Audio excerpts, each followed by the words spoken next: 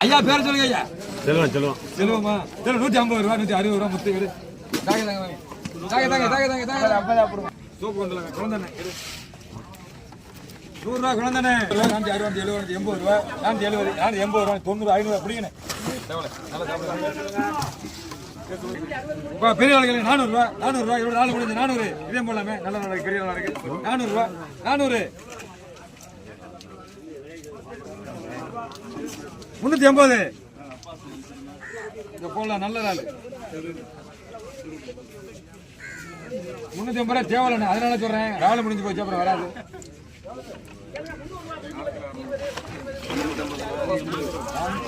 காது கேட்காம போடுங்க இது மாதிரி ஆளா போடுறா எல்லாரும் நல்ல நல்ல ஆளை பத்தியா திருக்காரு